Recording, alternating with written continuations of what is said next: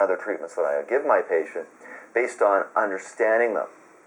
And I don't think the modern system really cares too much now about understanding people.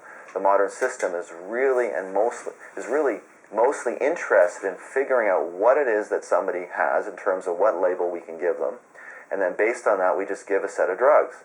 To me, how is that good medicine? I can't imagine someone says that this is a really good system of care. Because if you think about what a cardiologist does, for example, a cardiologist is meticulous. They are actually really interested in lifestyle. They're really interested in knowing about stress. And they do a very, very, very meticulous examination that might involve an EKG, an echocardiogram, maybe some even more advanced imaging.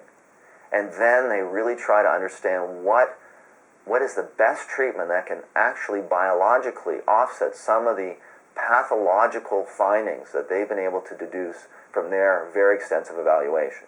In psychiatry, that doesn't exist. There's no lab test, there's no objectivity. It's all based on somebody giving an opinion about another human being. So it's become a moral form of medicine. You're making a moral judgment on one person, and you're really not doing anything that's medical. So to me, I think it's not affording people with a precision that is needed. What I love about what I do is it's very difficult to run tests to really figure out all the roots of somebody's emotional suffering. At least I understand their suffering. At least I can understand how they're living.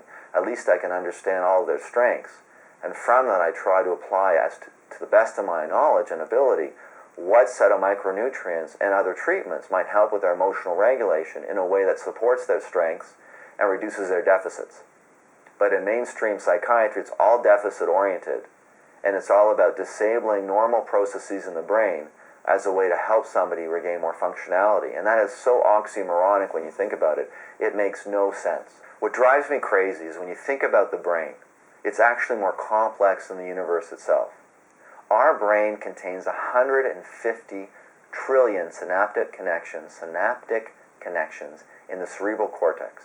So our brain contains 150 trillion synaptic connections in the cerebral cortex alone. That's not even the whole brain. So we can't even begin to understand the roots of emotional suffering. At least at the end of the day, I can look myself in the eye, look myself in the mirror and feel good about the work I do, because I'm not going to at least impair brain processes and undermine somebody's capacity to live a good and robust life. But if you imagine that you know what the roots are of emotional suffering, which psychiatrists claim to know, they claim that they're treating people for biochemical imbalances. They're claiming that they're treating people who have impaired brain circuit abnormalities, but they're claiming something that simply isn't true. They do not know how the human brain works. No one does. We only know very, very small details about it because it is more complex than the universe itself.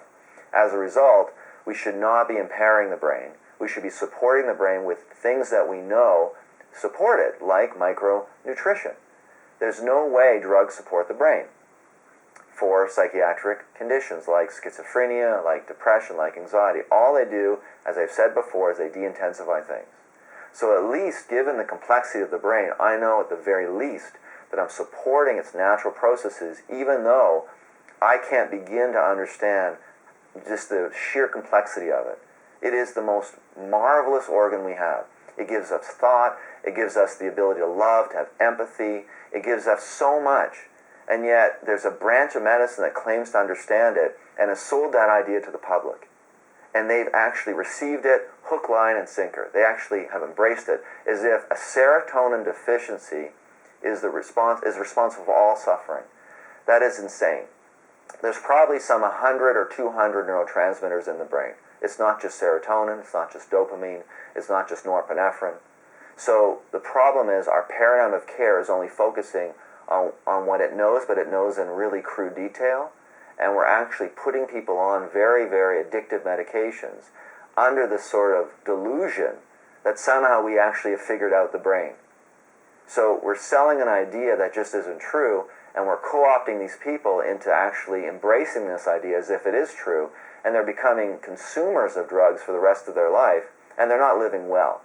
I've met very few patients in over 16 years of clinical practice who are actually thriving in their life while being on psychiatric drugs. No doubt I've seen people who benefit from them, often for short-term reasons. And no doubt I've seen just the rare person who may benefit from these drugs long-term. But as a whole, it's very few and far between. Very few and far between.